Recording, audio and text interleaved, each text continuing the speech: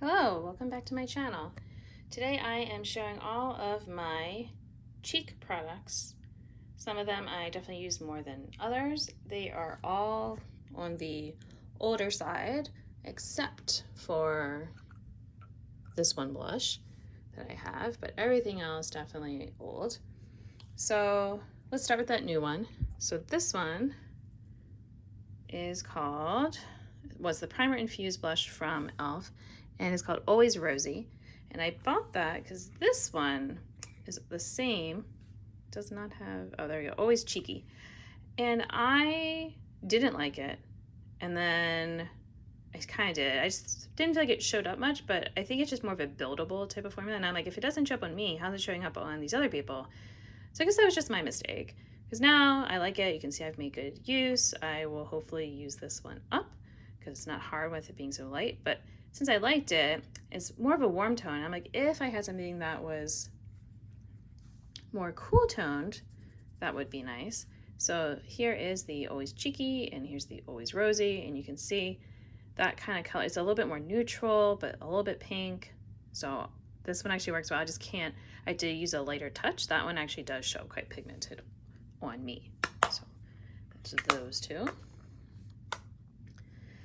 This blush I am currently using for my Deck of Panning project. I am pretty close to hitting my 30 use goal.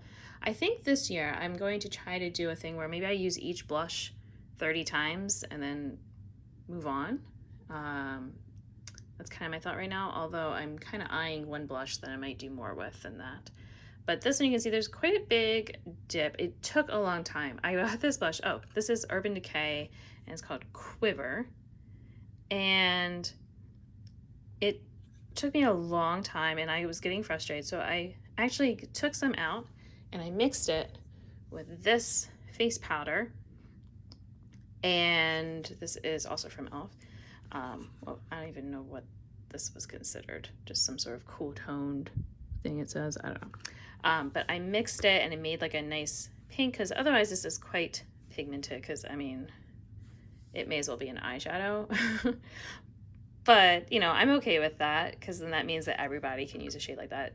But yeah, this was being discontinued, which is how I only got it for $8. And I've certainly got my money's worth because I don't need much and I've had it for many years at this point.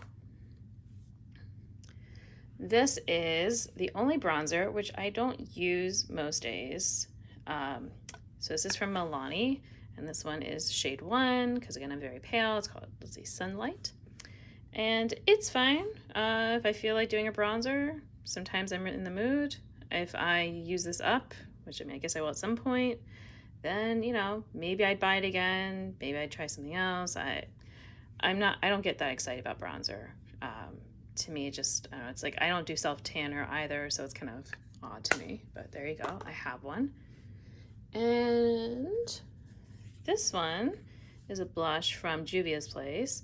And this one is called, let's see, yep, Serafina. And also very pigmented, but my main reason for not using it more is that is just, it has a shimmer to it, which you can kind of see, and I'm not a huge fan of that. I like a matte cheek. So that is also why you don't see me using my highlighters much anymore. This one is from Makeup Revolution. It is a Vivid Baked Highlighter. I can't tell you how old these are because this was back when I watched Kathleen Lights years and years ago, and I had a different one that was my favorite.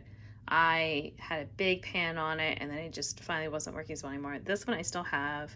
This one is Golden Lights, so I don't know, the other one's probably Golden Light. I don't know what the other one would have been called. Probably something similar with lights. And this one has like sort of this almost greenish but like gold white look. It does still work. I still have a lot left. I haven't hit pan, but I definitely didn't use this one as much. And I have not used it for a while because I end up using eyeshadows instead for my inner corners usually. And yeah, I just don't use face highlighter. This was another Makeup Revolution one. Actually, I had quite a few, I guess, of their cheek things. And also highlighter thing. I dug this one out because I knew I was never going to use it. It was just dark and shiny, and that's just not me. I have hit pan. You can kind of see in the pink one and this white goldy one. And again, I use this one more than this one because it is a little bit more shiny and suitable for my skin color. This is supposed to be a blush from NARS. It's the Orgasm one. You know, you can tell it's a free little sample thing. I use it more as like eyeshadow or blush topper because, again, it's just too shiny for me. And it's more gold than it is blush, so I don't quite get how it was a blush, but maybe on other people it looks like a blush. This was another one that was supposed to be a blush. You can see that. Baked blush from Wet n Wild. Don't flutter yourself. But this looks just like the NARS to me. Actually, here, let me swatch, just so you can see. Of course, I closed the NARS one. Come on, there we go. Nope, okay.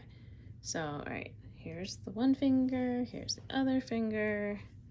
So you can see that this is definitely a highlighter. If the, you know, that could possibly be blush, but there's no way that's a blush for anyone. I don't understand that. So, you know, to me, they're very similar. This one is a little more shiny. So if I was going to do shiny thing, I would do the super shiny thing. Why would I do the less shiny thing? But that's how I feel about that. Along those same lines is this Blossom Glow, which then this says highlighter. And to me, I still have that one finger. I'll do this. How are they not similar things? I don't know. To me, they're both highlighters. So I use it for inner corner, just trying to make use of it. Still creamy, so there's that. Another highlighter that I don't really use. This is my only time I used Becca, and this one is Rose Gold, and I just use it more as an eyeshadow. Sometimes if I feel like using it, it could be like a really shiny blush, but meh. It's kind of like the NARS for me. All right, now these Milani blushes, this is a trio. They don't have names for this, so I can't tell you which one is which because they're just listed as, yeah, nothing. It was the Floral Fantasy, so rose powder blush. That's it. So they had the rose imprint. You can kind of still see it on this one, but I have hit pan, and as you hit pan on these, apparently they crack in the middle. So there's that. So when I said I was eyeing a blush, this is the one I'm thinking of. I would maybe like to hit pan on this one this year. I think these probably took about maybe 50 uses extra, you know, from what I've already had on it. So, you know, maybe I would do that, but maybe a little bit closer to springtime when I'm feeling more like a blushier look. Also, this has a bit of glow to it. Not a lot, but it has some, and so I have to be in the mood for that or mix it. Sometimes I'll mix it with this e.l.f. one because this is matte, so if I do them together, then it's not quite so glowy, and I don't mind it as much. And then finally, I have this NYX blush, Strictly Chic. They definitely don't have this well, I don't know, maybe they do.